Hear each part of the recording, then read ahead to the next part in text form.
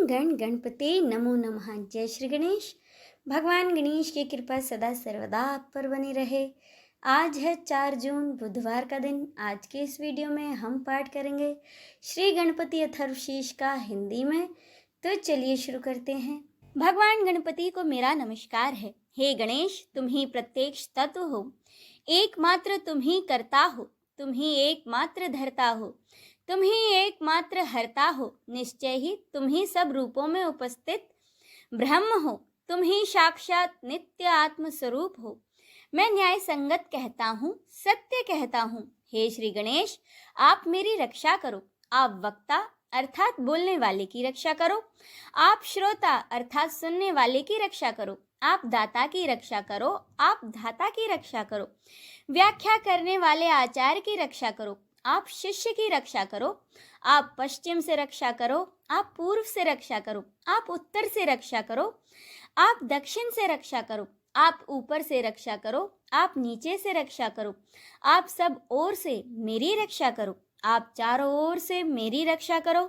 हे गणपति, तुम ही वांगमय तथा चिन्मय हो, तुम ही आनंदमय हो, तुम ही ब्रह्ममय हो, तुम ही सच्चिदानंद और अद्वितीय हो, तुम ही प्रत्यक्ष ब्रह्म हो, तुम ही ज्ञानमय तथा तुम ही विज्ञानमय हो।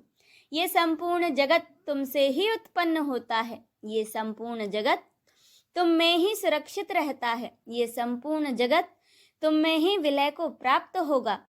तुम ही भूमि, जल, अग्नि, वायु और आकाश हो।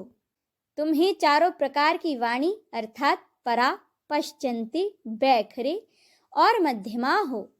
तुम प्रकृति के तीनों गुणों सत्व, राजस्व और तमस से परे हो।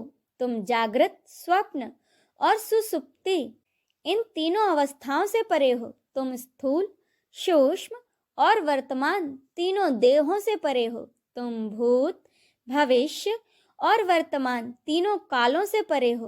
तुम मूलाधार चक्र में नित्य स्थित रहते हो। इच्छा, क्रिया और ज्ञान 3 प्रकार की शक्तियां तुम ही हो। प्रत्येक योगी जन तुम्हारा ही नित्य ध्यान करते हैं। तुम ही ब्रह्मा हो, तुम ही विष्णु हो, तुम ही रुद्र हो, तुम ही इंद्र हो, तुम ही अग्नि हो, तुम ही वायु हो, तुम ही सूर्य हो, तुम ही चंद्रमा हो, तुम ही ब्रह्म हो। भूः, भूर्वः, स्वः ये तीनों लोक अर्थात ओमकार वाच्य पर ब्रह्म भी तुम ही हो। गण के प्रथम शब्दांश ग का उच्चारण करने के बाद वर्णों के आदि अर्थात अ उच्चारण करें। उसके बाद अनुस्वार अर्थात म का उच्चारण करें। इसके बाद इसे अर्धचंद्र से सुशोभित करें। इस प्रकार गम ओमकार से अवरुद्ध होने पर भी तुम्हारे बीज मंत्र का स्वरूप ओम गण बनता है। गकार प्रथम रूप है, अकार मध्य रूप है और अनुस्वार अणीम रूप है। बिंदु उत्तर अर्थात ऊपरी रूप है। नाद संसाधन होता है। ये सभी आपस में मिलकर ओम गण ये रूप बनाते हैं। इसे गणेश विद्या कहते हैं। गणक इसके ऋषि हैं। निच्रद गायत्री छंद है। गणपति देवता हैं। वह महामंत्र ओम गण गणपते नमः है। हम एक दंत को जानते हैं, वक्रतुंड का ध्यान करते हैं। वह दंती अर्थात गजानन हमें जागृति प्रदान करें। ये मंत्र गणेश गायत्री कहलाता है। भगवान एक दंत अर्थात श्री गणेश 4 भुजाओं वाले हैं और वे अपने चारों हाथों में पाश, अंकुश, अभय और वरदान की मुद्रा धारण किए हुए हैं। उनकी ध्वजा पर मूषक का चिन्ह है। वे रक्त वर्ण तथा लंबोदर हैं। उनके कर्ण सूप के समान बड़े बड़े हैं।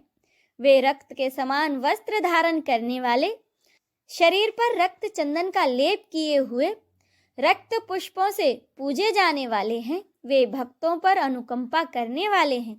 जगत का कारण तथा अच्युत हैं। सृष्टि के आदि में आविर्भूत प्रकृति और पुरुष से परे हैं। श्री गणेश जी का जो नित्य ध्यान करता है वह सभी योगियों में श्रेष्ठ है। व्रातपति को मेरा नमस्कार है। गणपति को नमस्कार है। प्रथम पति अर्थात शिव जी के गणों के अधिनायक को नमस्कार। लंबोदर एक दंत शिव जी के पुत्र तथा श्री वरद मूर्ति को नमस्कार है। यह अथर्वशीष है। जो भी इसका पाठ करता है वह ब्रह्म को प्राप्त करने का अधिकारी हो जाता है।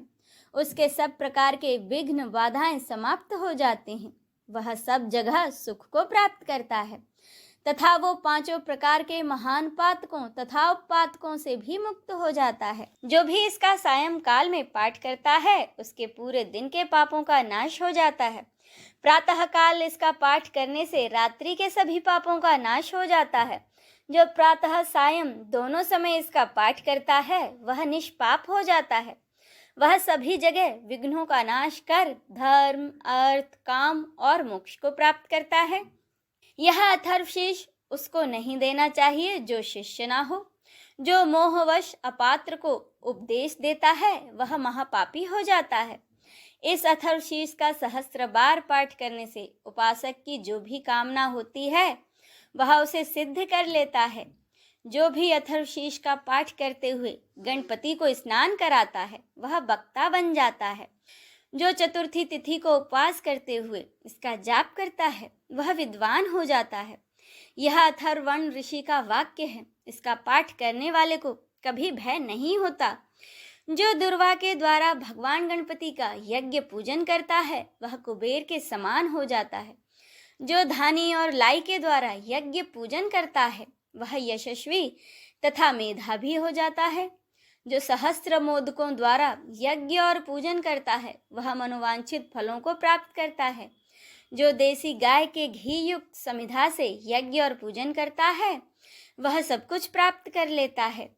यज्ञोपरांत 8 ब्राह्मणों को सम्यक रीति से भोजन कराने पर व्यक्ति सूर्य के समान तेज प्राप्त कर लेता है।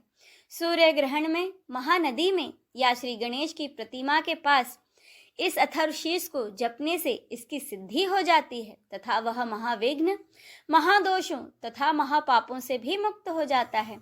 जो इस प्रकार ये जानता है वह सर्वज्ञ हो जाता है। ओम शांति शांति शांति ही। इसी के साथ अथर्ववेदीय गणपति उपनिषद संपूर्ण होता है। बोलिए शंकर नंदन भगवान श्री गणेश की जय, माता पार्वती की जय। हर हर महादेव।